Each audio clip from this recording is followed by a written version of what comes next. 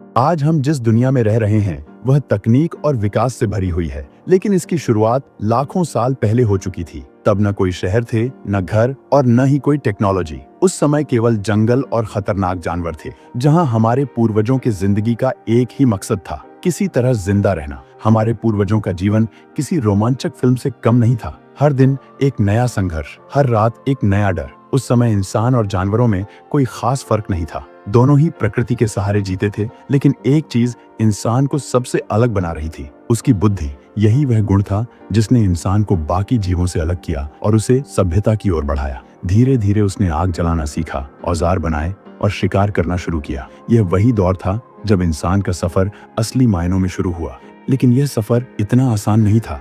आधुनिक दुनिया तक पहुंचने के लिए हमारे पूर्वजों ने हर कदम पर नई चुनौतियों का सामना किया। वे गुफाओं में रहते थे, पेड़ों के फल खाते थे और जंगली जानवरों से अपनी जान बचाने के लिए दिन रात भागते रहते थे। आदि मानव का सबसे बड़ा संघर्ष था भोजन। शुरू में आदि मानव ज्यादातर समय पेड़ों पर रहते थे और हर आदि मानव अपने भोजन के लिए दिन भर जंगल में इधर उधर भटकता था। शुरुआत में वह जंगलों में भटककर कंद मूल और फल फूल खाकर जिंदा रहता था, लेकिन यह हमेशा सुरक्षित नहीं था, क्योंकि जंगलों में कई जहरीले फल भी होते थे जिनसे बचना जरूरी था। धीरे धीरे उसने महसूस किया कि मांस ज्यादा पोषण देता है और ज्यादा समय तक पेट भरा रखता है। यहीं से शुरू हुआ शिकार का सफर। समय के साथ साथ वह पेड़ों से नीचे उतरने लगे, क्योंकि आकाश में बिजली और भारी बारिश उन्हें पेड़ों पर असुरक्षित महसूस कराते थे। लेकिन फिर वह वक्त आया जब वह पेड़ों से निकलकर गुफाओं में शरण लेने लगे। कई आदिमानवों ने पहाड़ियों को ढूंढकर वहां गुफाओं में अपना घर बना लिया, जिसके सबूत आज भी विश्व के अनेक स्थानों पर मिलते हैं। अपने शुरुआती दौर में जंगली जानवरों की तरह आदिमानव भी अपना जीवन व्यतीत करते थे। जीव जंतुओं की तरह ही वह प्रकृति पर निर्भर थे, यानी जो भी उन्हें मिल जाता वह उसे खा लेते। आदि मानव जंगली जानवरों से डरते। खराब मौसम, आंधी तूफान और कड़ी धूप की वजह से आदि मानव का जीवन ज्यादा कठिनाइयों से भरा होता था। उनका डरना भी स्वाभाविक था, क्योंकि उनके पास कोई भी हथियार व समझ नहीं थी जिससे कि वे अपनी सुरक्षा कर सके। बिना हथियारों के शिकार करना आसान नहीं था। आदि मानव ने पत्थरों और लकड़ियों से औजार बनाए, जिससे वह छोटे जानवरों का शिकार कर सके। यह उसकी पहली बड़ी जीत थी, क्योंकि अब उसके पास भोजन का एक नया स्रोत था। धीरे धीरे आदि मानव पत्थर की सहायता से खुदाई और शिकार करने लगे। मजबूत चमड़ी वाले जानवरों और लकड़ी को काटने के लिए नुकीले पत्थर का इस्तेमाल करते थे। आदि मानव ने सबसे पहले कुल्हाड़ी बनाई, जो कि आदि मानव के लिए बहुत बड़ी उपलब्धि थी। ऐसे ही धीरे धीरे पत्थर की सहायता से बहुत सारे औजार बनाने लगे। इस समय की सभ्यता आदि मानव का पाषाण काल कहलाया। शायद आज के दौर में हम आग को एक साधारण चीज मानते हैं, लेकिन हमारे पूर्वजों के लिए यह किसी चमत्कार से कम नहीं थी। जंगलों में जब बिजली गिरती थी तो पेड़ों में आग लग जाती थी। शुरुआत में आदि मानव इससे डरता था। आदि मानव अधिकतर जंगलों में आग लगा देते थे, परंतु उन्हें समझ नहीं आता था कि यह क्या चीज है। आदि मानव आग को सबसे खतरनाक जानवर समझते थे, क्योंकि आग से जंगल के सभी जानवर, चाहे वो शेर हो या हाथी हो, सब डरते थे। एक बार आदि मानव ने यह गौर किया कि आग पानी के संपर्क में आते ही नष्ट हो जाती है। फिर आदि मानव आग से बचने के लिए नहरों और तालाबों की तरफ भागते थे। आदि मानव ने पत्थरों को आपस में रगड़कर खुद आग जलाने की तकनीक सीखी। यह एक क्रांतिकारी मोड़ था, जिसने उसके जीवन को पूरी तरह से बदल दिया।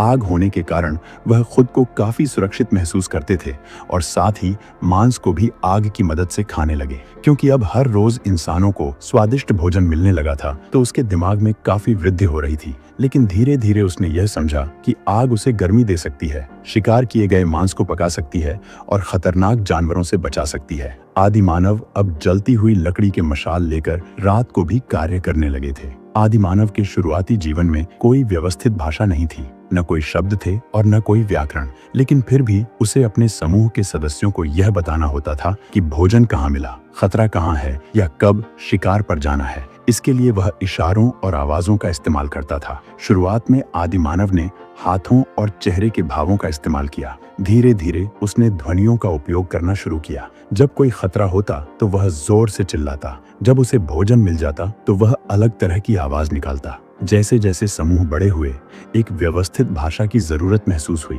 धीरे धीरे उसने कुछ ध्वनियों और संकेतों को जोड़कर संवाद करने का तरीका विकसित किया। यहीं से भाषा का जन्म हुआ, जिसने पूरी मानव सभ्यता को आगे बढ़ाने में मदद की। लगभग 20 लाख वर्ष पहले कुछ आदि मानव अपनी मातृभूमि को छोड़कर उत्तरी अफ्रीका, यूरोप और एशिया की ओर बढ़ने लगे। चूंकि उत्तरी यूरोप के बर्फीले जंगलों और इंडोनेशिया के गर्म घने वनों में जीवित रहने के लिए अलग अलग अनुकूलन की आवश्यकता थी, इसलिए मानव आबादी ने भौगोलिक परिस्थितियों के अनुसार खुद को ढालना शुरू कर दिया। इसी क्रम में मानव की विभिन्न प्रजातियां विकसित हुईं और प्रत्येक को वैज्ञानिकों ने लैटिन नाम दिया। जैसे जैसे समय बीतता गया, मानव सभ्यता और संस्कृति में एक क्रांतिकारी परिवर्तन आया, जिसने भविष्य में उनकी जीवन शैली को पूरी तरह बदल दिया। शुरुआती दौर में सभी आदिमानव अकेले रहते थे, लेकिन फिर धीरे धीरे वे परिवारों के साथ झुंड में रहने लगे। समूह में रहने से उन्हें सुरक्षा और भोजन जुटाने में मदद मिलती थी। वे पेड़ों और गुफाओं में शरण लेते थे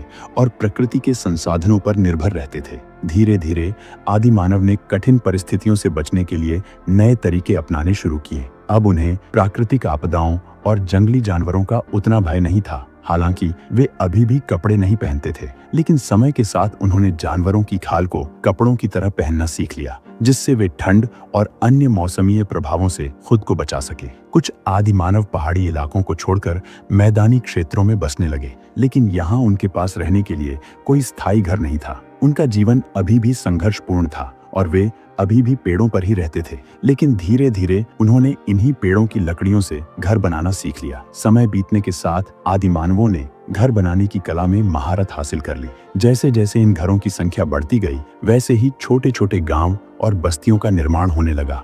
अब सभी आदिमानव मिलजुल कर रहने लगे थे, जिससे उन्हें न तो खाने की समस्या हुई और न ही जंगली जानवरों का डर सताता था। सर्दियों के मौसम में वे अपने घरों में आग जलाकर सुकून से रहने लगे। कई आदिमानव नदियों के किनारे जाकर बस गए, जिससे उन्हें पानी की उपलब्धता में आसानी हुई। आदिमानव की सबसे बड़ी ताकत थी आग और लकड़ी से बने हथियार। आग ने न सिर्फ उन्हें ठंड से बचाया, बल्कि भोजन पकाने और जंगली जानवरों से सुरक्षा में भी मदद की। लकड़ी और पत्थर से बने हथियारों ने उन्हें शिकार करने और अपने बचाव में सहायता की। अब उनके पास पीने के लिए पानी, खाने के लिए भोजन, रहने के लिए घर और शिकार के लिए हथियार थे। इन सुविधाओं ने उनके जीवन को पहले की तुलना में काफी सरल और सुरक्षित बना दिया। अब तक आदिमानव ने शिकार करना, आग जलाना, घर बनाना और संवाद करना सीख लिया था, लेकिन असली विकास तब हुआ जब उसने कृषि शुरू की। पहले वह भोजन के लिए पूरी तरह से प्रकृति पर निर्भर था, लेकिन फिर उसने देखा कि बीज जब मिट्टी में गिरते हैं तो उनसे नए पौधे उगते हैं। यह एक नई खोज थी जिसने उसे स्थायी जीवन शैली अपनाने में मदद की। अब उसे हर दिन भोजन की तलाश में भटकने की जरूरत नहीं थी। उसने खेतों में फसलें उगानी शुरू की और जानवरों को पालने लगा। यही वह समय था जब गांवों और बस्तियों का जन्म हुआ और आगे चलकर इन्हीं से शहरों और महान सभ्यताओं की नींव रखी गई। आदिमानव से लेकर आधुनिक इंसान बनने तक का यह सफर लाखों सालों में पूरा हुआ। संघर्ष से शुरू हुई यह कहानी आज विज्ञान और तकनीक के इस दौर तक पहुंच चुकी है। लेकिन अगर हमारे पूर्वजों ने यह सब न सीखा होता तो शायद आज हम यहाँ नहीं होते। तो अगली बार जब आप किसी सुविधा का इस्तेमाल करें तो यह जरूर याद रखें कि इसे हासिल करने के लिए हमारे पूर्वजों ने कितनी मेहनत और संघर्ष किया होगा। लेकिन क्या आपने कभी ये सोचा है कि हमारे पूर्वजों ने मांसाहारी भोजन को छोड़कर शाकाहारी भोजन की शुरुआत क्यों और कैसे की? अगर आप भी ये जानना चाहते हैं तो इस वीडियो को एक लाइक और चैनल को सब्सक्राइब करके आपके सामने आई इस वीडियो पर क्लिक कर दीजिए। मैं आपसे फिर मिलूंगा ऐसी ही किसी इंटरेस्टिंग वीडियो के साथ। तब तक के लिए धन्यवाद।